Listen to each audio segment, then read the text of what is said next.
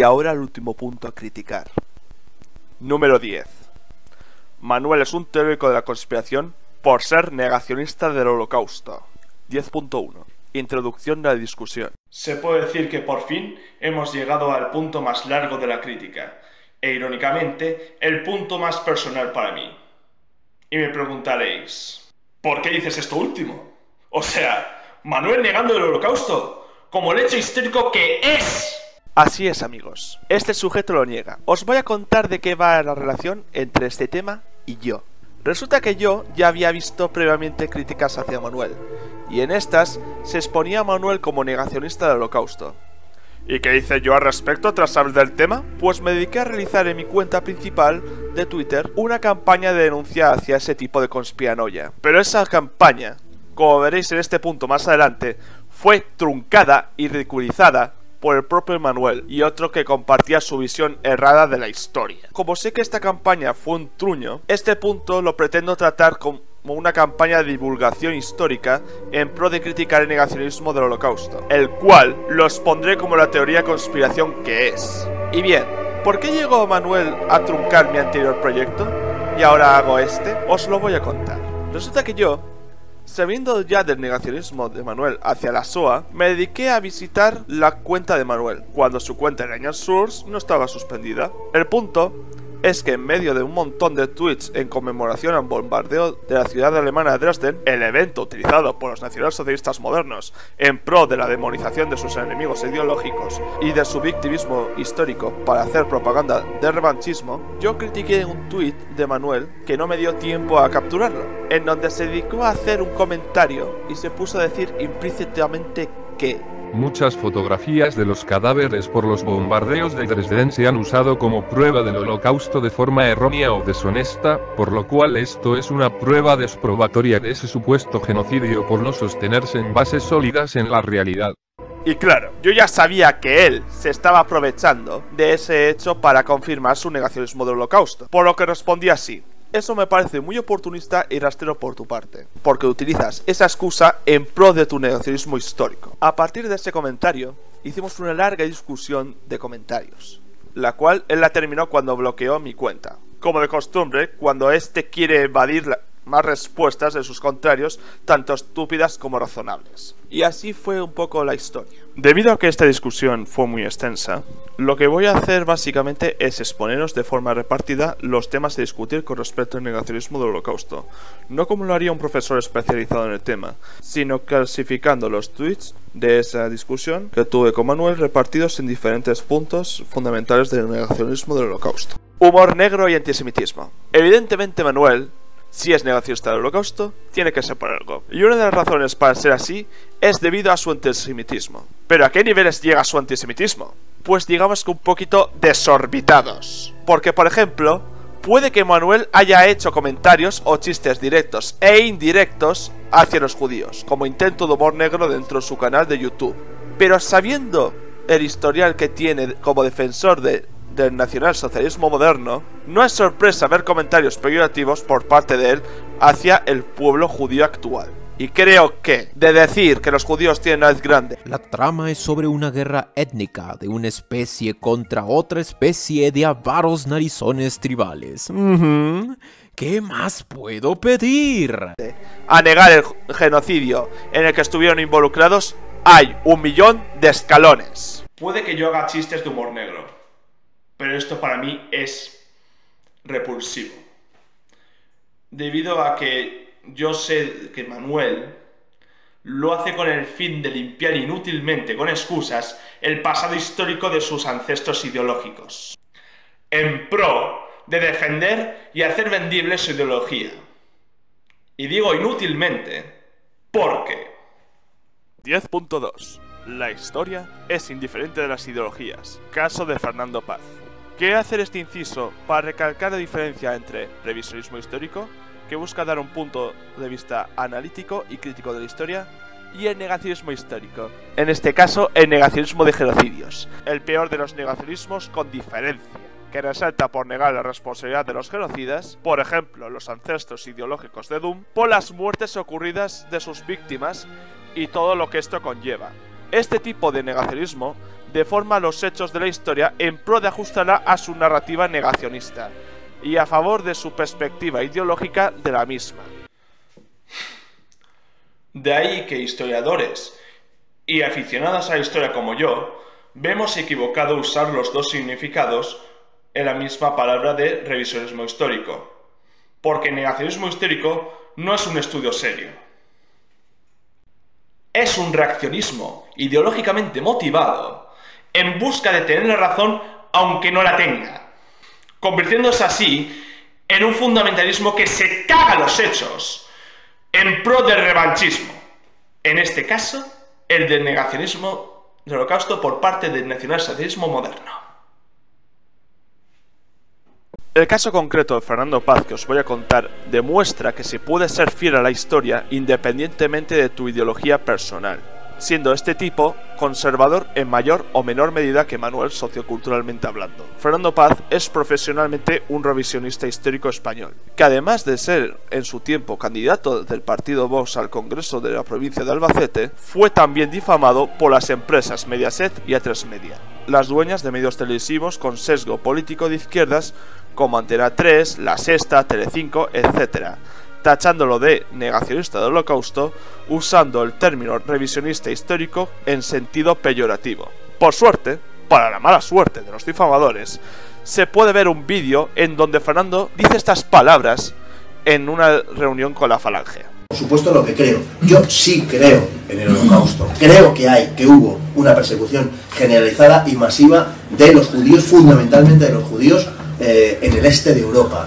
Sí creo, y creo que se llevó a cabo en primer lugar por las poblaciones locales, que eran muy fuertemente antisemitas desde hacía muchos siglos, que lo llevaron a cabo también las tropas alemanas por las razones militares anteriormente expuestas, pero que también hubo asesinatos de tipo puramente ideológicos que desarrollaron los Einsatzgruppen en el frente del este, distribuidos en los cuatro que conocemos desde 1941.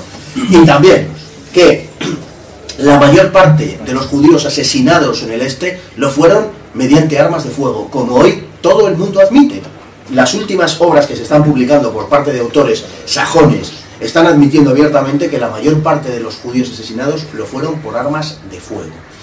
Tienes toda la razón en lo que dices en cuanto a la aparición masiva de cadáveres en la zona occidental, que en muchísimos casos, con seguridad, se debieron al estado absolutamente caótico, a la falta de alimentación, a la extensión del tifus por todas partes, que afectó a todos, a la población alemana también, pero fundamentalmente a aquella población que se hacinaba en condiciones infrahumanas en los campos de concentración, por supuesto. Por lo tanto, con sinceridad lo digo, no puedo decir otra cosa más que subrayar esa protesta de que haya frenos a la investigación histórica, que me parece francamente infame, pues situando una presunta agresión o una presunta burla donde no la hay en absoluto, y repito que cualquier burla a cualquier víctima me parece algo repugnante, vaya por delante, y digo a cualquier víctima, porque todas las víctimas tienen derecho por el hecho de ser víctimas. Así que, protestando de eso, también hay que situar en lo que honradamente creo que sucedió en el frente del este, que fue una persecución masiva de los judíos, porque se justificaba por razones ideológicas y, como digo, también por razones militares.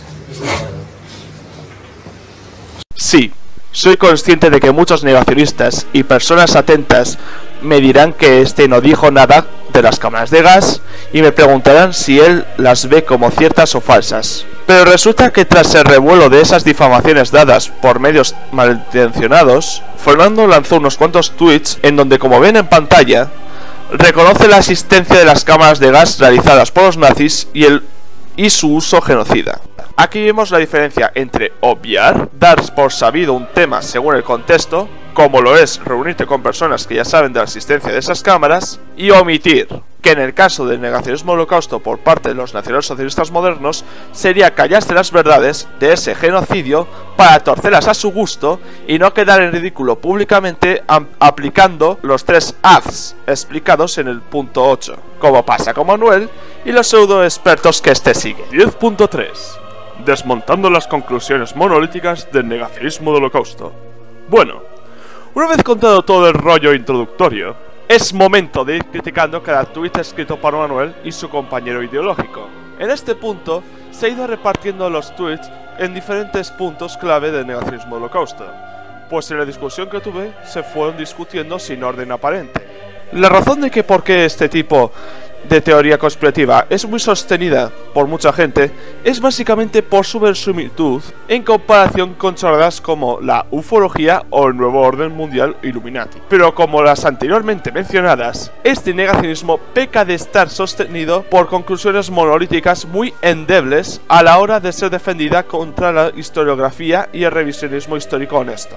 Pues hay que ser revisionistas con los falsos revisionistas. Y porque estas bases erradas, al ser refutadas, terminan cayendo con la postura que sostienen, como cuando se derrumban las columnas de un Capitolio. Y como yo ya estoy cansado de citar puntos y subpuntos dentro de la crítica, para esta ocasión os dejo con la actriz Rachel Weisz, quien interpretó estupendamente el papel de Deborah Lister en la película Negación, para que nos encabice los puntos principales del negacionismo del Holocausto. Los negacionistas ya conocen muy bien al personaje interpretado y no les gusta nada. Más tarde sabréis por qué. Así que, todo tuyo, chica. Número 1.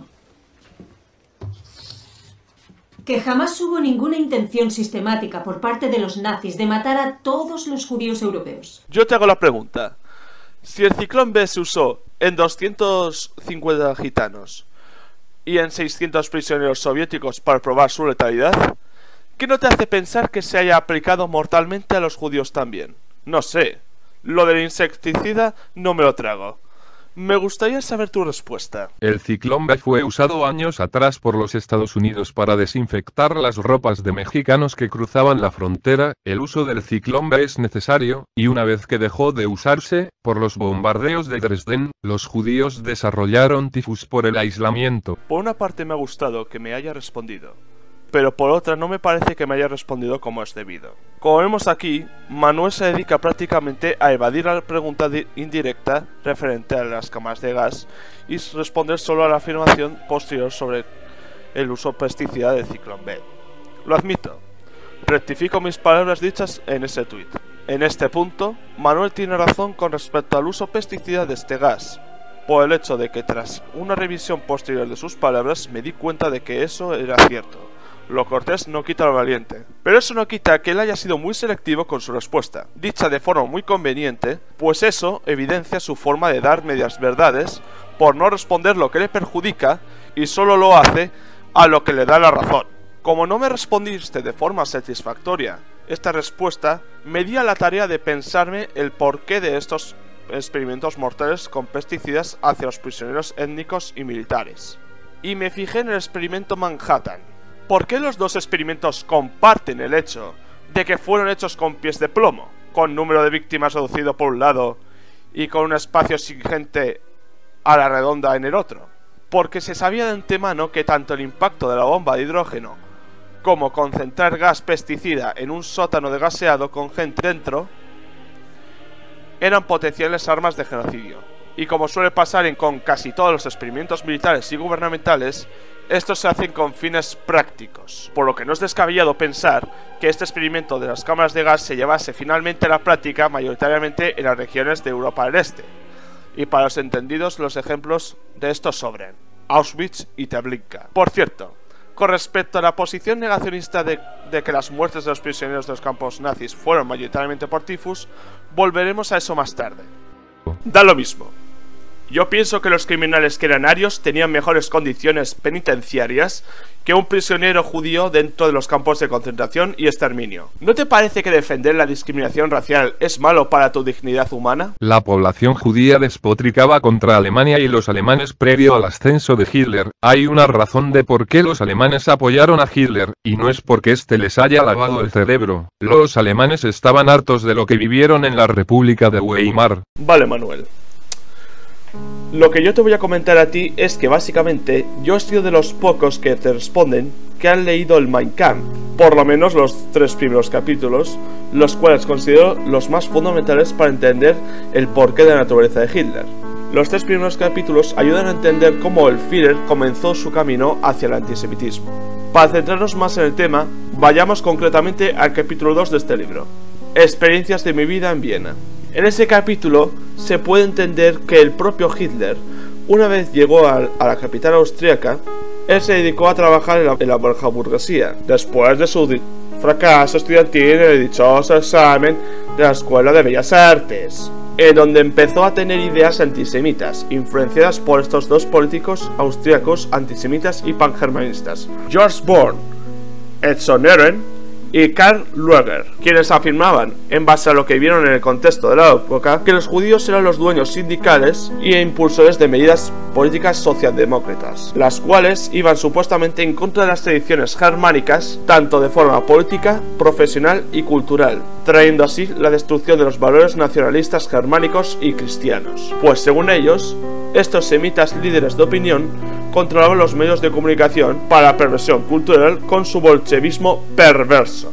Lo que hizo Hitler al respecto de estas opiniones fue potenciar la voz de los que ya eran antisemitas en pleno caos post Gran Guerra Mundial, para que él y estos últimos llegasen al poder con estos pretextos racistas. Pero para que veas que si hubo esfuerzos para refuerzo del odio antisemita, de los que ya lo eran y de los que no tenían fundamentos reales, que fuesen la superstición o la opinión paterna, te contaré de qué iba el juego de Juden raus, judíos fuera. La empresa Gunther & Company, aprovechándose de la permisividad que daba el Tercer Reich para sacar los juegos con mensajes de odio antijudíos, sacó este juego de mesa. Como un juego para toda la familia extraordinariamente divertido y muy actual, el objetivo de este juego de mesa consistía en expulsar a los judíos de las murallas de la ciudad. Cada jugador debía mover un policía alemán por el tablero para caer en uno de los negocios de propietarios judíos que se mostraban en 13 círculos rodeados en rojo. Aquel que lo lograba, capturaba a un judío representado con un rostro feo y contorsionado en las piezas con forma de sombrero, para llevarlo extramuros. En el tablero puede leerse: tira bien los dados para apresar muchos judíos. Y, si consigues expulsar a 6 judíos, serás el vencedor indiscutible. La inscripción de la esquina inferior derecha dice: a Palestina. Puede que esto lo hiciese una empresa en particular, aprovechándose del momento.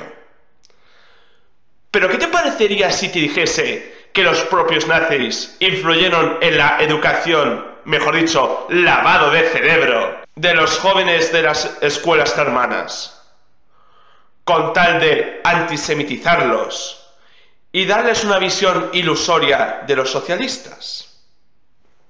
Mientras repetían Heil Hitler docenas de veces al día, los miembros de las juventudes hitlerianas recibían una educación nacional socialista. El nudo ideológico se iba cerrando.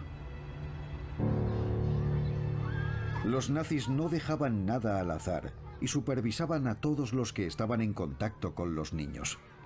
El régimen restó poder a la Iglesia, limitando su acción solo a los servicios religiosos, y alejó a las familias de su influencia durante los campamentos de verano.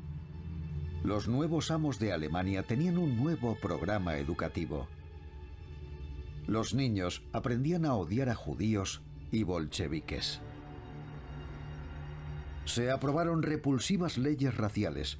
Los himnos patrióticos se convirtieron en himnos de odio, tan repetidos que aquellos niños aún los recuerdan 70 años más tarde. Echemos de aquí a todos los judíos. Fuera los judíos de nuestra nación. La letra de la canción continuaba con amenazas de que no volviesen nunca más. Y después decía: hay que cortarles la cabeza y las piernas para que no vuelvan. Lo cantábamos sin cuestionarnos nada. Éramos solo niños. En una ocasión, en la escuela, se organizó una exposición sobre los bolcheviques. Había carteles que representaban a los rusos con cuernos. Después escribimos redacciones sobre el tema. Lo que nos decían era que eran subhumanos. Nosotros éramos humanos y los rusos eran subhumanos. Nosotros éramos los buenos. Quienes habían traído todas las desgracias a Europa y al mundo eran los judíos.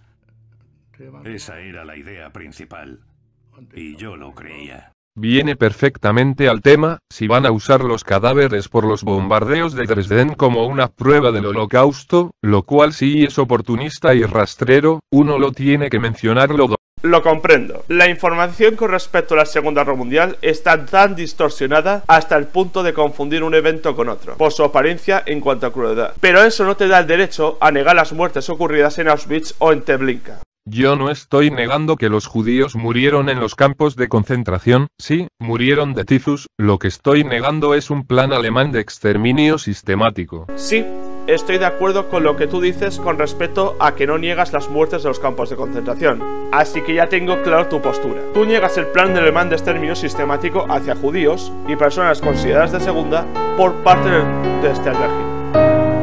Caso Treblinka. Pero no tienes en cuenta el por qué mencioné Treblinka. Esto es debido a que es evidente que su fulminación del mapa polaco fue debido al encubrimiento de pruebas de tal plan de exterminio. No por nada, ese campo es polvo hoy en día. Y si me vas a venir con la chorrada de que fue esto un plan orquestado por los soviéticos para crear pruebas falsas contra los nazis de una supuesta masacre, siento decirte que tales afirmaciones demuestran ser falaces. No por nada el libro de Treblinka, en el que me baso para tratar este caso concreto, muestra muy bien lo que el autor Steiner Jean-François habló de unas vivencias que coinciden muy bien con las vivencias en otros campos de trabajo y exterminio, y con el discurso honesto de historiadores y revisionistas serios. De verdad te recomiendo que lo leas, para darte un poco más de perspectiva histórica y reduzcas tu visión ideológica de la realidad. ¿Me lo puedes demostrar? Lo digo porque es muy difícil creer lo que dices. Documentos, estudios políticamente imparciales, fotos, ya sabes, demostraciones de lo que dices. LOL, eres tú quien tiene que probar que había un plan de exterminio, no al revés, y esa es la cosa, no existe prueba alguna, no existen órdenes, nada, y lo que es más, es incluso ilógico hacerlo en medio de una guerra. Si tanto hubieran querido exterminarlos, no hubieran tenido alimento y atención médica en los campos, hubieran hecho lo mismo que hizo Stalin con los ucranianos. Dejarlos morir de hambre y listo. Manuel, quiero creer que no sabes lo que es el onus probandi, pero es que sé muy bien que lo estás tergiversando. Soy consciente de que consideras al Holocausto como una creencia, mas no como un hecho. Si no, no dirías cosas como yo no creo en el Holocausto, ¿ok? O el Holocausto es un fanfiction tan a la ligera. Y lo cierto es que tú siempre eres el que tiene los cojones de la carga de la prueba sobre la inexistencia del Holocausto, debido a que tú eres el que se debe someter a los hechos históricos y no a las tergiversaciones negacionistas. Pues no vale luchar siempre desde tu zona de confort. Si estuviésemos hablando de una creencia, estaría de acuerdo en que yo debería probar que ese hecho es real para confirmar mi creencia. Pero debido a que tu postura es la disonante con la realidad por dar pruebas en negativo, frente a las pruebas validadas por historiadores y personas realmente interesadas en el tema que afirman la realidad del hecho, con esto no quiero hacerte una falacia populum. Quiero recalcarte que el Holocausto es mucho más que una supuesta creencia de los supuestos exterminacionistas. Experimentos de herejes sin sentidos realizados durante la Segunda Guerra Mundial. Pero dejando eso de lado, y siguiendo con tu respuesta, te quería señalar que además de que ninguna guerra tiene nunca sentido por desperdiciar y destrozar los recursos que desean conseguir, te quería también comentar lo que se hacía en medio de esta guerra, especialmente por parte del Eje. No tenía mucho sentido como continuar afinando prisioneros políticos en sus campos para matarlos trabajando insalubremente, torturando, fusilando o gaseando. Como también sus fracasos de experimentos, hechos en medio de la guerra que te voy a contar a continuación. Pues como en la guerra, muchos de estos estaban realmente motivados por la irracionalidad, la soberbia y el revanchismo, como lo fue también el Holocausto. Sigmund Ratze. Te quería hablar sobre este médico alemán bajo las órdenes de Heinrich Himmler, jefe al mando de las SS, porque sé muy bien que hablar de Joseph Mengele, el archiconocido ángel de la muerte, ya es hablar de un cliché. Así que contemos los experimentos que realizó en Dachau con prisioneros políticos de Tercer Reich para supuestamente ayudar al ejército alemán. Y digo supuestamente porque sus experimentos, pese a carecer de eficacia y de resultados favorables para el ejército que intentaba ayudar, demostraron ser bastante misericordiosos con los prisioneros convertidos en cobayas de laboratorio hasta el punto de poder ser llamados Tortura. Os dejo con Bully Magnus para que os cuente a detalle tales experimentos. Rasher comenzó a tener mayor autoridad, influencia y responsabilidades. En 1939, Rasher era parte de una investigación para la extirpación de tumores cancerígenos donde se usaban ratones para la experimentación y el tratamiento, aunque sin muchos resultados. Y como esta es una historia de nazis y científicos de la SS, seguramente ya se imaginan hacia dónde va esto. Pruebas experimentales con seres humanos. Rasher usó su influencia y logró que Himmler trasladara la investigación hacia el campo de concentración de Dachau. Ahí las cosas dieron un giro por completo, pues Rasher decidió cancelar la investigación de la extirpación de tumores y cambiarla por algo más concerniente a asuntos de la guerra. La nueva investigación buscaba apoyar a las tropas del Frente Oriental al tratar de encontrar un tratamiento para combatir la muerte por hipotermia. También se quería conocer las condiciones que sufrían los pilotos que eran derribados y que terminaban atrapados en las gélidas aguas de los mares del norte europeo, por lo que se buscaba crear un protocolo preventivo para esa situación. En 1942, Himmler dio la autorización para experimentar con los prisioneros que fueran necesarios. También se otorgó personal e instalaciones que incluían cadenas, arneses, grandes tinas, refrigeradores, material quirúrgico y una cámara de presurización y despresurización. La prueba consiste en emular las condiciones de un piloto que cae en picada y sin oxígeno. Para ello, el sujeto es colocado en la cámara y es despresurizado para emular una altura de unos 20 kilómetros. Luego, al llegar a ese punto, la cámara es presurizada abruptamente. Los efectos son evidentes en pocos minutos o incluso segundos. Según el estudio, el resultado era aterrador. Las víctimas, en el mejor de los casos, caían inconscientes a causa de un colapso respiratorio que luego les quitaba la vida. En otros, la persona sufría espasmos respiratorios y convulsiones, dolores intensos en la cabeza y en el pecho. En ese caso, si la persona seguía consciente, era colocada en una tina con agua helada durante al menos una hora. Al final de la prueba, no había supervivientes. El siguiente experimento era el más importante, pues estaba encaminado a combatir la hipotermia. Para hacerlo se seleccionaron soldados rusos, pues se pensaba que serían más resistentes al frío. La prueba consiste en colocar al sujeto dentro de una tina metálica de agua helada entre los 2 y los 12 grados centígrados, acompañada por bloques de hielo. Se realizarán mediciones de presión arterial, ritmo cardíaco, temperatura corporal y otras. Además de esto, serán mediciones psicológicas durante el transcurso de la prueba hasta conocer los límites de resistencia del cuerpo humano. Esta prueba no puede considerarse otra cosa que una forma horrible y lenta de tortura. Aún así, se estudiaron los resultados. Según el experimento, el ritmo cardíaco del sujeto aumenta considerablemente durante el enfriamiento. Solo disminuye cuando el cuerpo regresa a su temperatura regular. La persona comienza a perder la conciencia al disminuir la temperatura corporal a 31 grados centígrados. Cuando esa temperatura se encuentra entre los 30 y los 29 grados centígrados, se presenta una arritmia severa que puede causar la muerte.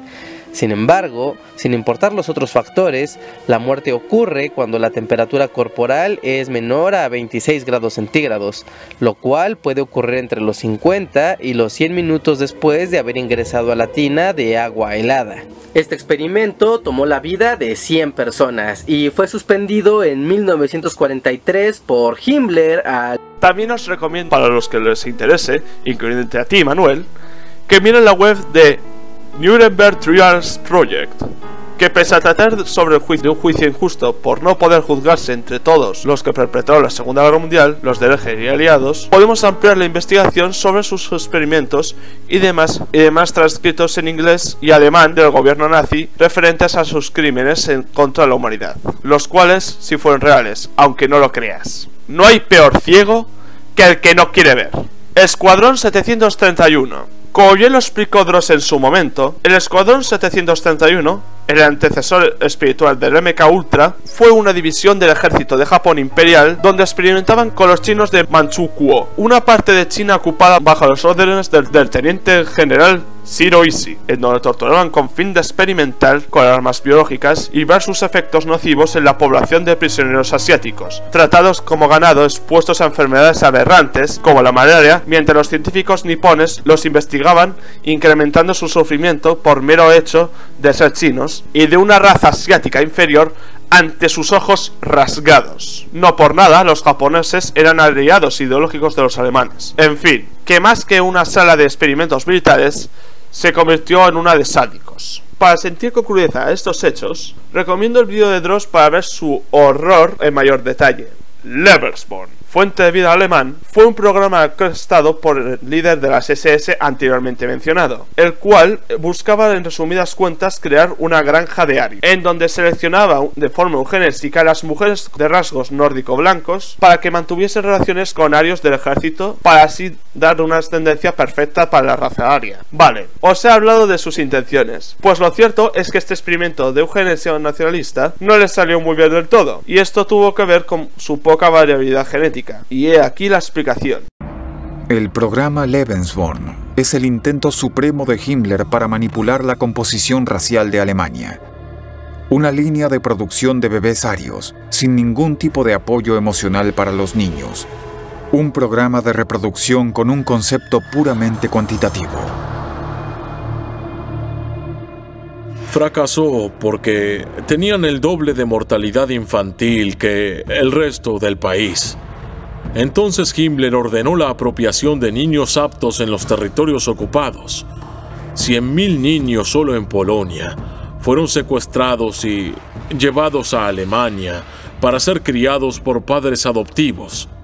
Y nunca les dijeron sus nombres reales ni volvieron a ver a sus familias. Un caso curioso de este caso, sobre los niños adoptados por Kurt del Lebensborn, fue la cantante de ABBA Annie Friedrichshain, por si alguno quiere investigar. Acción T4. Manuel, como sé que eres un terco como una mula con este tema, al querer evadirlo, te voy a ser igual de insistente con que hagas el favor de ver el vídeo de Binary Zero cuando hace referencia a este programa de eutanasia, hecho muchas veces sin permiso de los familiares. Este programa se utilizaba para eliminar a las personas que ya no servían para la sociedad según estándares nazis. Por ejemplo, se consideraban carga a ancianos de una edad avanzada, personas que tenían enfermedades que requerían atención, niños con discapacidad o enfermedades en general, como síndrome de Down, también lisiados de guerra y niños con cierto grado de epilepsia también podrían ser eliminados. Todo esto en contra de la voluntad de los mismos y de los familiares de los mismos, justamente.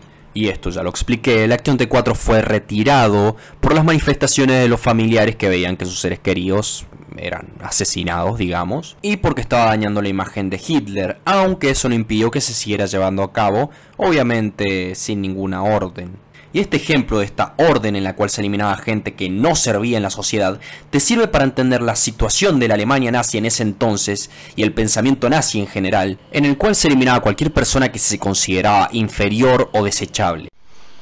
Sí, cosas que no tienen sentido haberlas hecho, como matar a un montón de personas, no hacerse responsable de tal evento y tener fe de que personas como tú nieguen tal evento para que no te reconozcan como cómplice de los perpetradores de ese genocidio, por negación y demagogia. Aún así, dejar que tus prisioneros se enfermen de forma radical es muy descarado, y puede considerarse genocidio al dejarlos morir de tifus, cosa que haría a los nazis responsables de los muertos desatendidos. ¿Cómo iban a atenderlos si los aliados bombardearon Dresden y los alemanes estaban muertos? Para eso era el dichoso Ciclón B, para desinfectar sus ropas. Varios alemanes también murieron de tifus junto a los judíos. Bien, recordemos lo que dijo hace rato Fernando Paz sobre la población de judíos occidentales. Tienes toda la razón en lo que dices en cuanto a la aparición masiva de cadáveres en la zona occidental, que en muchísimos casos, con seguridad, se debieron al estado absolutamente caótico, a la falta de alimentación, a la extensión del tifus por todas partes, que afectó a todos, a la población alemana también, pero fundamentalmente a aquella población que se hacinaba en condiciones infrahumanas en los campos de concentración, por supuesto. Teniendo en cuenta esto, Manuel, se puede decir que, quitando de lado las cámaras de gas y los fusilamientos, que los judíos de los campos muriesen masivamente de hambre y de tifus, y que los nazis no hiciesen realmente nada efectivo para mantener a sus prisioneros políticos a flote, les vuelve, como dije en el tweet, cómplices y responsables de las muertes como trabajadores de los campos y encargados de los prisioneros que eran. Máxima responsabilidad de Hitler por esa desatención e incompetencia. Manuel, esto va mucho peor para tu ídolo ideológico.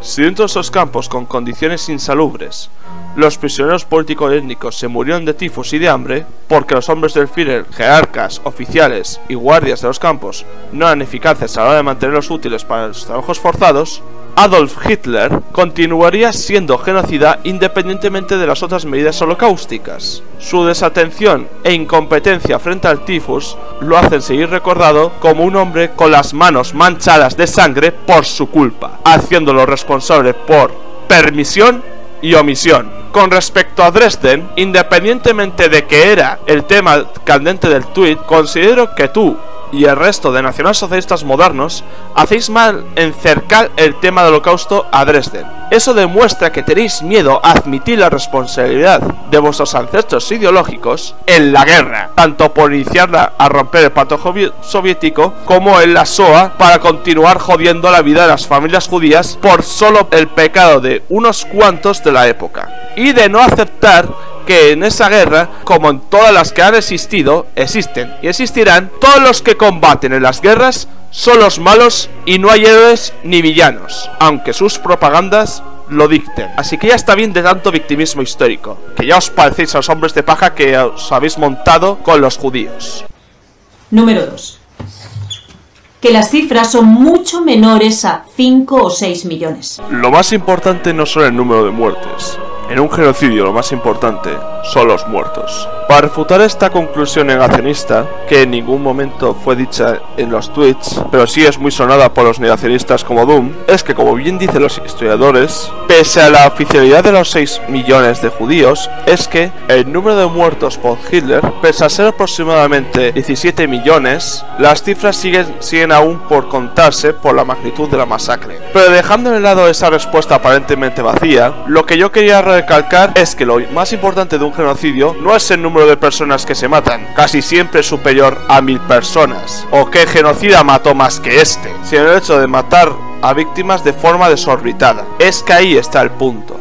Y para dejar este punto en paz, te devuelvo con Binary Zero para hablar de si el supuesto de muertos hubiese sido solo de 300.000 personas, lo que sigue siendo barbárico.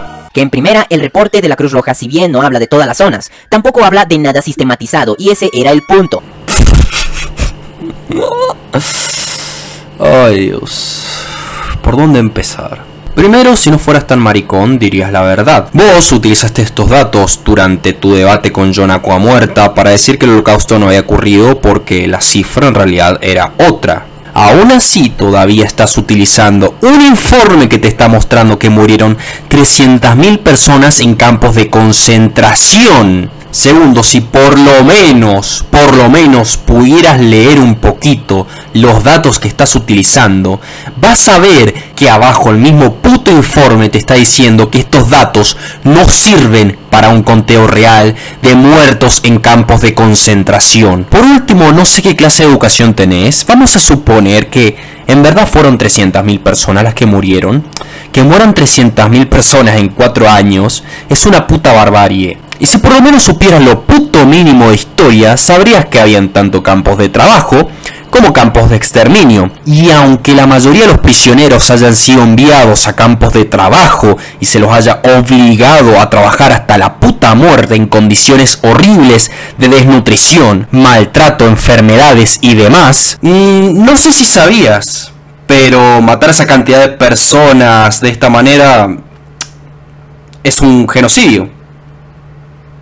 No sé si te quedó claro. Y como dije en el punto del plan sistemático, aun quitando los artefactos de exterminio, la exposición prolongada y forzada a condiciones insalubres sigue haciendo que los nazis sean recordados como los responsables del genocidio. Y ya lo siento por reiterarte que tú eres cómplice del genocidio por negarlo, pero es que en el siguiente punto a este no te salvas ni de coña. Ni siquiera tu mesías inglés de negacionismo del holocausto, ni tus fuentes hipersesgadas te salvarán. Número 3. que no existieron cámaras de gas ni instalaciones construidas específicamente para el exterminio.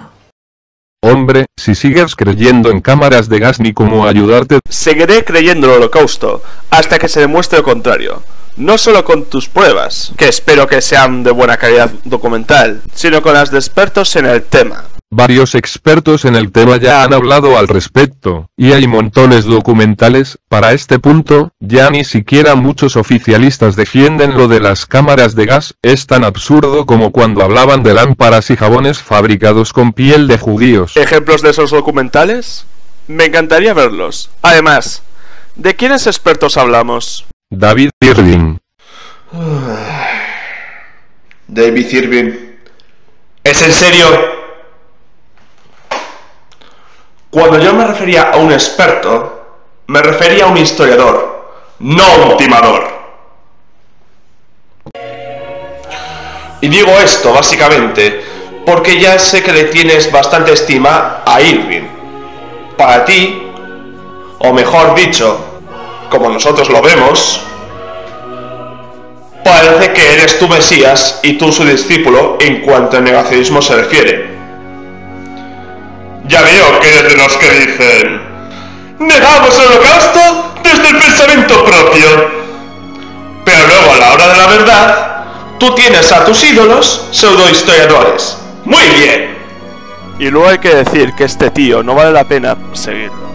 Y tú ya sabes por qué. Este sujeto perdió el juicio que él mismo demandó, debido a que la demandada, Deborah Ipstadt, le refutó, y David Irving perdió porque se demostró que él era negacionista del Holocausto y tergiversaba las fuentes adrede. Por cierto, hoy en día no se le considera historiador tras este revuelo. Y claro, salió muy mal parado y es evidente que tú, en tu amplia ignorancia, le sigues creyendo a este sujeto y no quieres aceptar mis palabras desde tu sesgo ideológico. Vamos a ver las cosas que supuestamente crees sobre las cámaras de gas. Con respecto a tu comentario de los expertos oficialistas que niegan las cámaras de gas, te recalco que el ejemplo de Fernando Paz lo único que hacía con este tema era obviarlo, así que no me toques los huevos con que eso te da la razón.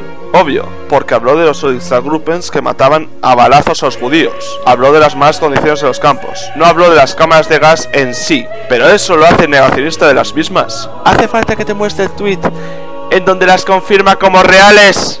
Así que no me vengas con chorradas de que los historiadores revisionistas como él las niegan cuando es al revés. Y solamente no las ha mencionado en ese vídeo. Es cierto que la mayor parte de los judíos murieron de forma planificada a balazos. No por nada existen anécdotas como la de Babillar. Pero ya directamente al grano con las cámaras de gas en sí, de que habla de unos puntos muy importantes. El crematorio 2 de Auschwitz existía una cosa llamada Vergasungskeller, sótano de gaseado. Y esto es muy interesante, porque en la época en la que se descubrió el informe alemán sobre este constructo arquitectónico de ruido adrede, se evidenció que se hizo con fin de gasear personas para matarlas. Y da igual los argumentos pedorros que des, como era una sala de fumigación de cadáveres, o pudo ser también un refugio antiaéreo. Amigo, esas excusas son tan ridículas que hasta parecieron dichas por el actor que interpretó a tu ídolo en la película Negación, y evidentemente no salen muy bien paradas. Bien, ahora, señor Irving, voy a pedirle que explique por qué, si como usted afirma no hubo cámaras de gas en Auschwitz, las rejillas obtenidas en 1945 por las autoridades polacas de la Morgue 1 en el crematorio 2 estaban cubiertas de cianuro. ¿Y por qué el arquitecto jefe del campo, Karl Bischoff, se refiere específicamente a la Morgue 1 como un Vergasungskeller, un sótano de gaseado? ¿Y bien?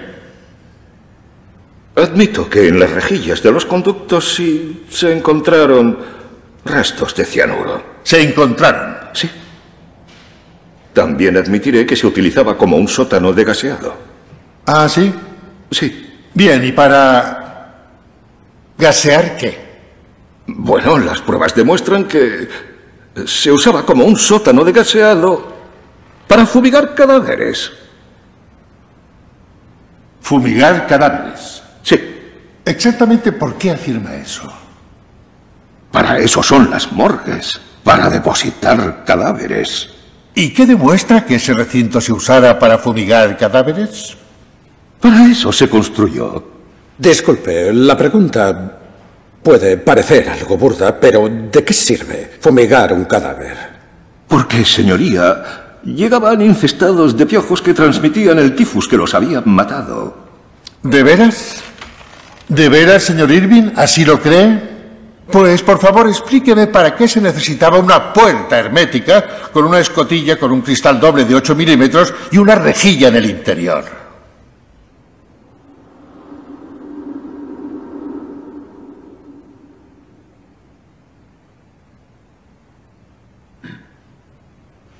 Como bien recordará, por entonces Alemania estaba siendo bombardeada por la Real Fuerza Aérea. Fue necesaria la construcción de refugios antiaéreos. ¿Ahora resulta que era un refugio antiaéreo? ¿Cómo dice? ¿Era un recinto para fumigar cadáveres o un refugio antiaéreo? ¿He excluido alguna opción? ¿A principios de 1943? ¿Un refugio antiaéreo? Cuando sabe bien que el primer ataque aéreo cerca de Auschwitz no tuvo lugar hasta finales de 1944. Y el emplazamiento de este supuesto refugio antiaéreo, si era para las SS, estaba muy lejos de los barracones de las SS, ¿no? ¿Se lo ha planteado? Estaba a 4 kilómetros de distancia, ¿no? En caso de ataque aéreo, habrían muerto todos antes de llegar allí. ¿Se imagina usted a un escuadrón de hombres con armas pesadas corriendo casi 4 kilómetros desde los barracones de las SS hasta un sótano en la otra punta de Birkenau? Oiga, estoy intentando comprender si tenía esta doble función. A ver si usted me puede ayudar. Dígame, si los cadáveres también se gaseaban allí, según tengo entendido, luego se los llevaban para incinerarlos. Sí. ¿Qué sentido tiene gasear un cadáver que está a punto de incinerarse? No estoy seguro, lo he dicho a bote pronto. Señor Rampton, no soy historiador del Holocausto, soy historiador de Hitler. Pues ¿por qué no se calla de una vez y deja de hablar del Holocausto? La verdad es que, como siempre, señor Irving, usted se lanza a la piscina soltando por la boca cualquier majadería para evitar la conclusión evidente. Y no es porque sea un historiador cuestionable, es porque es muy mal historiador. Una vez ya puesto el fragmento difícilmente refutable, te quería dar un apunte con respecto a las fuentes principales que tú usas para deslegitimar históricamente el Holocausto: Metapedia y Codoforum. Estas fuentes son evidentemente sesgadas y distorsionadas ideológicamente, y siento decirte que las fuentes alternativas que tú usas solamente convencen a los que ya están convencidos, por lo que fomentan el sesgo de confirmación, que es lo que tú padeces. Si vamos concretamente a Metapedia, nos podemos dar cuenta de que con respecto al Holocausto, utiliza 3 formas de enlace a 3 tipos de fuentes. Los enlaces referenciales a artículos de la propia Metapedia con información ya construida por la propia enciclopedia alternativa, como Wikipedia. Sí, pero más descarado. Enlaces a páginas web abiertamente negacionistas del Holocausto, como Codoforum, evidenciando cuáles son las fuentes principales con un sesgo editorial ya hipersesgado, y los enlaces a webs oficiales que afirman abiertamente la existencia real del Holocausto, pero solo sobre temas que supuestamente le dan la razón. O sea, que además de ser fuentes cogidas por los pelos, también padecen de pareidolia por ver cosas donde no las hay, al sacarlas de su contexto auténtico.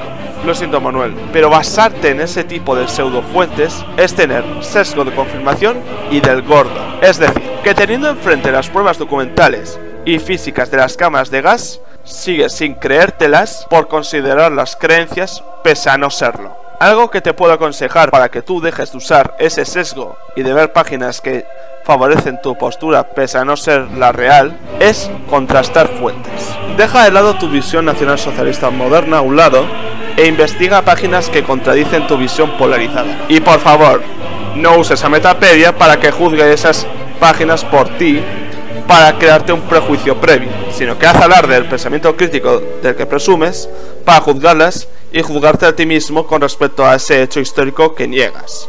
Te recomiendo que vayas a Nizhgorod o Yad Vashem como ejemplos de páginas web que confirman el Holocausto como un hecho, pero no lo hacen para tener otro tipo de sesgo confirmativo, sino, como dije antes, para diversificar el conocimiento propio sobre un suceso y no quedarte solo en la superficie que te han transmitido la propaganda neonazi. Número 4. Que el Holocausto es por tanto un mito, inventado por los judíos, para obtener compensaciones económicas e impulsar las fortunas del Estado de Israel. No, amigo. La mayoría de expertos y personas del siglo XX y XXI aceptan el Holocausto como un hecho histórico, innegable por las rotundas pruebas. Los documentos de Himmler, las cartas de los prisioneros, los supervivientes de la masacre, etc. También está criminalizado decir lo contrario, y hay miles de supervivientes que se han contradicho en sus testimonios. Normal, les dan dinero como compensación. Manuel, esos miles de supervivientes no cuentan porque no eran la mayoría, y en un mismo contexto traumático, como lo fue estar encerrado en campos de concentración y exterminio, no todos vivieron lo mismo, ni sufrieron lo mismo, si no, no habría supervivientes, y no fueron conscientes de todo lo que había en los campos al mismo nivel que un historiador especializado en el Holocausto o los propios encargados de los campos. Por otra parte, dinero por compensación, ¿en qué mundo crees que vives? Porque en el real ya veo que no, por lo que dices. Si vas a irte a casos en donde judíos confundieron duchas de gas por duchas normales para deslegitimar las primeras, ya te digo yo que tu estrategia va muy mal, pues muestra que quieres pincelar con lo poco bueno de los campos lo evidentemente pútrido de los mismos. Lo de justificar confusiones legítimas de las víctimas como supuestas contradicciones de los hechos muestra que la postura negacionista tiene mucha jeta por su parte.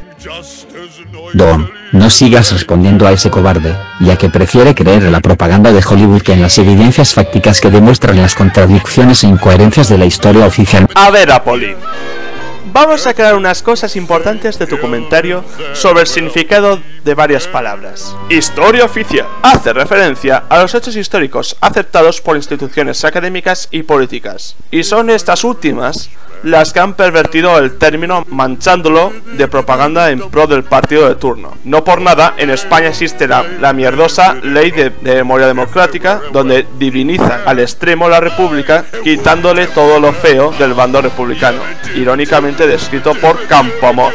Con respecto al Holocausto, que en películas se muestren dramatizaciones o distorsiones emotivas del suceso histórico no lo vuelven menos cierto, sino que en realidad no es más que una película y no un documental, por lo cual las tomo con muchas pinzas, y cuando mencioné en esta crítica la película Negación, sigo reconociendo que hubo cosas que omitieron por tiempo de película y también extendieron la misma para darle más emotividad al filme, más allá del juicio a relatar.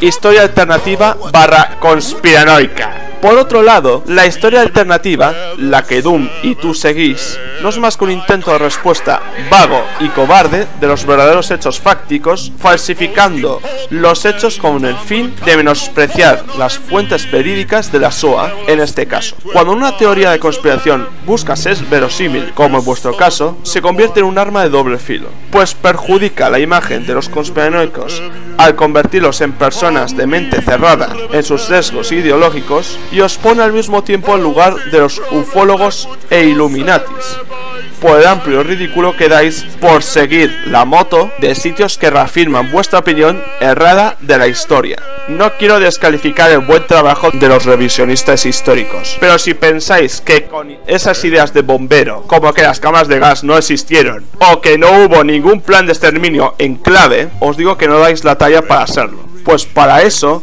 es necesario ser crítico con las fuentes que se consumen, y ver solo Videochut y Metapedia no sirve. Hay que ampliar el espectro informativo, tanto oficial como alternativo. Y veo que vuestras contradicciones e incoherencias argumentales os delatan como no aptos para ese puesto. O sea, no sois revisionistas históricos para nada. Historia con mayúsculas. Pero la historia, indiferentemente de las instituciones oficiales o visiones alternativas, es un estudio serio que va cambiando conforme se acumulen o discriminen en base a los hechos. Que existan profesionales que delimiten qué es historia y qué es ficción beneficia mucho a la sociedad. Que existan BitChute, Metapedia o cualquier página conspiranoica con todo tipo de sesgos políticos es fruto de la libertad de expresión, y que aunque vuestra visión sea parcialmente marginal, lo cierto es que para el mundo no sois más que otro tipo de ufólogos, solo que con otras formas de engañar a incautos.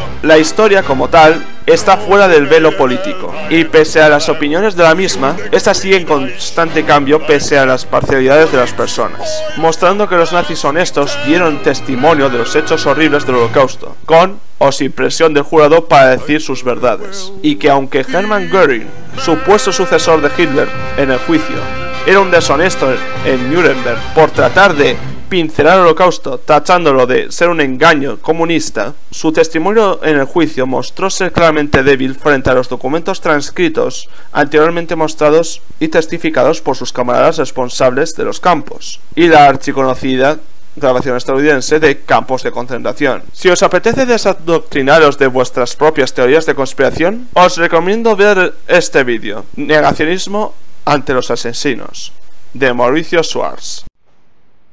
Esas capturas de mi mensaje de campaña en contra del negacionismo de Dumentio y la imagen con la frase de Yuri Bezmenov haciendo alusión de que tú me consideras un lavado de cerebro por la sociedad, me sigue dando la razón. ¿Sabes por qué? Te sigo considerando un teórico de la conspiración gracias a estas chorradas que haces. Todo fanático de X teoría conspirativa se comporta como alguien perteneciente a un culto político o religioso.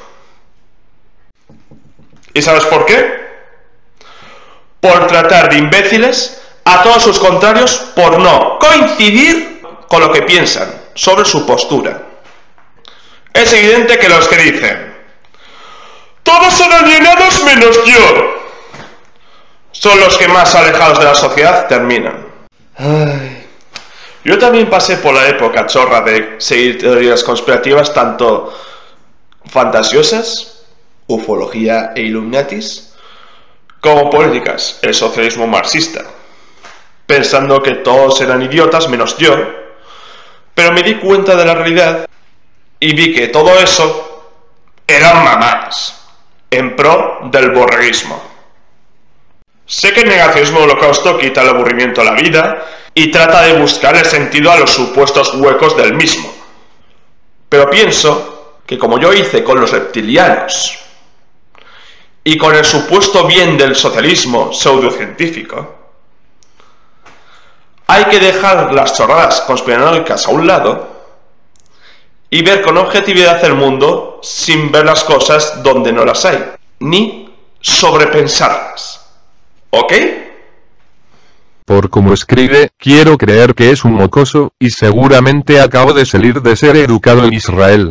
Primero que nada, Manuel, aplícate el cuento. Repásate por favor las vocales. ¿No dijiste una vez que un buen crítico debe tener una buena ortografía para expresar sus ideas? Y segundo, Twitter tampoco es que sea el mejor sitio para hacer disertaciones, pues con respecto a lo escrito por mí en esta red, es mejor ser breves y no irse por las ramas. Si te parece que mis comentarios tienen carga ideológica, te jodes, porque no la tienen en absoluto. En todo caso, tu verborrea negacionista sí la posee, y muchísimo.